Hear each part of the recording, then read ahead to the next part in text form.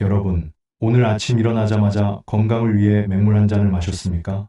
이것이 당연한 건강 습관으로 여겨진 지는 이미 오래입니다. 유튜브, SNS, 건강 프로그램에서 반복적으로 들려오는 조언들입니다. 물은 많이 마실수록 좋다. 아침 맹물이 몸을 씻어준다. 하루 8잔의 물은 필수다. 많은 분들이 이런 말들을 당연한 진리처럼 믿고 계십니다. 그런데 혹시 여러분은 이런 경험을 해본 적은 없으신가요? 아침에 물을 마셨는데도 갈증이 가시지 않는 경험 말입니다. 혹은 물을 마신 후 오히려 더 피곤해지는 느낌? 아침부터 머리가 안개에 낀 것처럼 멍한 느낌? 그렇다면 오늘의 내용이 아주 중요할 것입니다. 지금 유튜브와 인터넷에는 물 마시는 방법에 관한 영상들이 넘쳐납니다.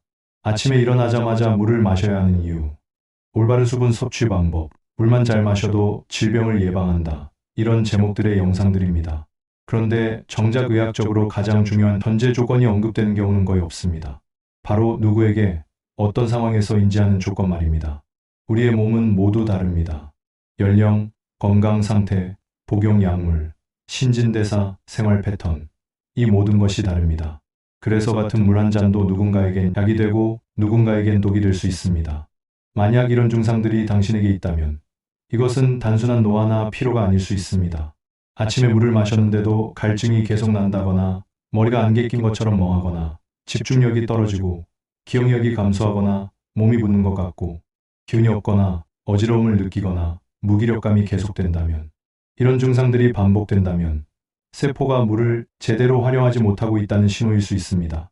여기서 중요한 생리학적 사실 하나를 알아야 합니다. 우리 몸의 체액은 대략 0.9% 정도의 염분 농도를 유지하도록 설계되어 있습니다. 이것을 의학 용어로 등장액이라고 부릅니다. 우리의 세포들은 이 정확한 농도 속에서 최적으로 기능하도록 진화하였습니다. 이 균형이 유지될 때 세포는 물을 에너지로 효율적으로 바꿀 수 있습니다.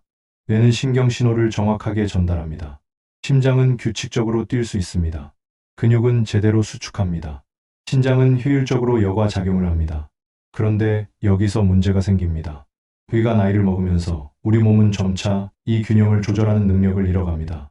60대 이상이 되면 갈증을 느끼는 신경계의 감도가 떨어집니다. 신장의 여과 기능이 약해집니다. 체액의 농도를 유지하는 호르몬 분비가 감소합니다. 땀 배출이 자연스럽게 줄어듭니다. 여기에 추가로 고려해야 할 것이 약물입니다.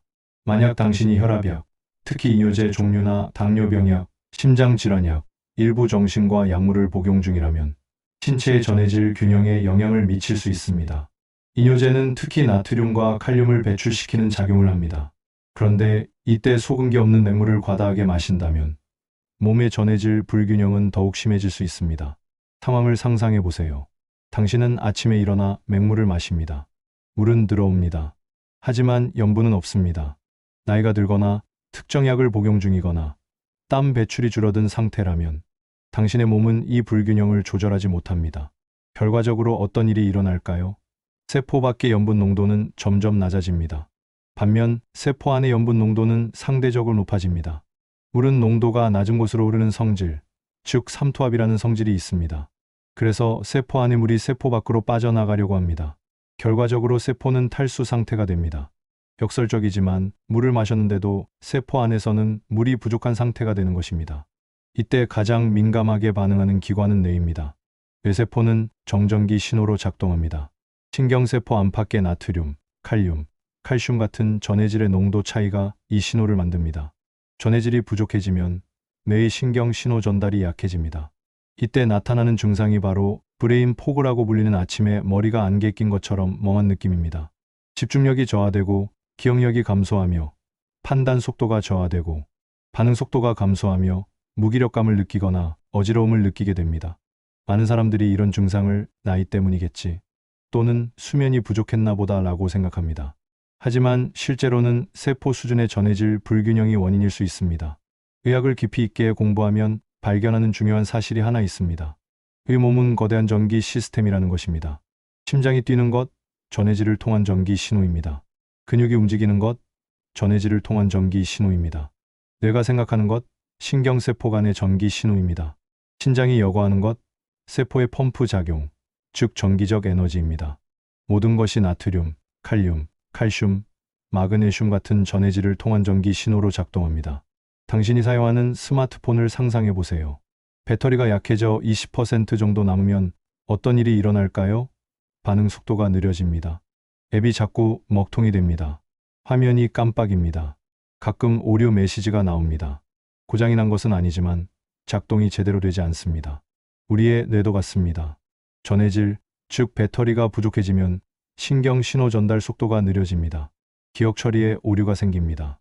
판단이 느려집니다. 가끔 건망증이나 멍함이 일어납니다. 이것은 뇌가 고장난 것이 아니라 전력 공급이 부족한 상태일 수 있습니다. 최근 몇 년간 일부 의료 전문가들과 연구기관에서는 흥미로운 주장을 제기하고 있습니다. 특정 조건의 사람들에게 한해 아침에 아주 소량의 전해질 보충이 컨디션 회복에 도움이 될 수 있다는 것입니다.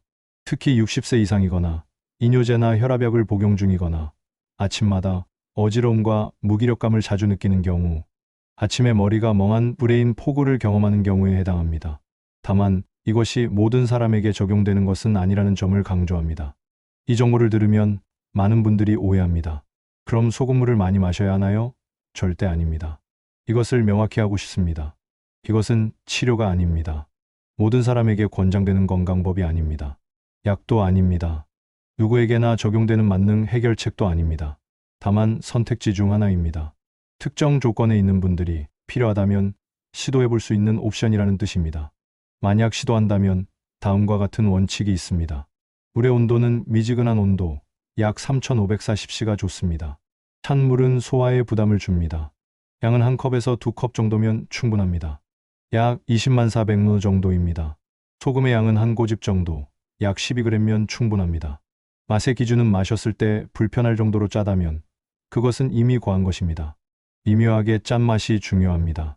소금의 종류도 중요합니다. 정제염이나 맛소금보다는 미네랄이 남아있는 천일염이나 암염 계열이 상대적으로 부담이 적다고 알려져 있습니다. 횟수는 매일 아침이 아니라 필요한 날들에만 선택적으로 할 수 있습니다. 하지만 이 방법이 모든 사람에게 적합한 것은 아닙니다. 다음에 해당하는 분들은 반드시 의료진과 상의해야 합니다. 신장 질환이 있으신 분, 중증 고혈압으로 치료 중인 분, 심장 질환으로 치료 중인 분, 부종, 즉 부기가 있는 분, 의료진으로부터 염분 제한을 권유받은 분들입니다. 이런 경우 맹물이 아니라 단지 약간의 전해질이 필요하다는 것도 반드시 의료진과의 상담 후에만 결정해야 합니다. 이 영상은 처방이 아니라 정보 제공입니다. 건강에서 가장 위험한 것이 무엇일까요? 바로 모두에게 통하는 하나의 정답이 있다는 생각입니다. 세상의 모든 건강 정보는 평균적인 인간을 기준으로 만들어집니다. 하지만 당신은 평균이 아닙니다. 당신은 개인입니다. 당신의 나이, 건강 상태, 복용, 약물, 생활 패턴, 유전자, 이 모든 것이 당신을 만드는 고유한 요소들입니다. 그래서 같은 물 한 잔도 누군가에겐 도움이 되는 선택이 될 수 있고 누군가에겐 불편함을 주는 선택이 될 수 있습니다. 중요한 것은 정보를 가지고 스스로 판단하는 것입니다. 오늘 영상의 핵심은 단 하나입니다. 아침에 머리가 멍하다면 무조건 더 많은 물을 마실 것이 아니라 내 몸이 지금 무엇을 필요로 하는지 한 번쯤 점검해 보라는 것입니다. 어쩌면 당신의 몸은 충분한 수면을 필요로 할 수도 있습니다. 운동을 필요로 할 수도 있습니다. 스트레스 관리를 필요로 할 수도 있습니다. 의료검진을 필요로 할 수도 있습니다. 혹은 정말로 소량의 전해질 보충을 필요로 할 수도 있습니다. 내일 아침 당신은 선택할 수 있습니다. 맹물을 선택할 수도 있고 아주 연한 전해질 물을 선택할 수도 있습니다. 그 판단을 스스로 할 수 있게 된다면 이 영상은 제 역할을 다한 것입니다. 이 내용이 도움이 될 것 같은 부모님이나 지인이 떠오르신다면 정보 차원에서 조심스럽게 공유해 주세요. 그리고 혹시 당신이 이미 의료 조건에 해당한다면 반드시 의료진과 상담하신 후 결정하시기 바랍니다. 저는 앞으로도 과장하지 않고 겁주지 않으면서 실제로 판단에 도움이 되는 건강 정보를 계속 전해드리겠습니다. 여러분의 맑은 아침을 진심으로 응원합니다. 감사합니다.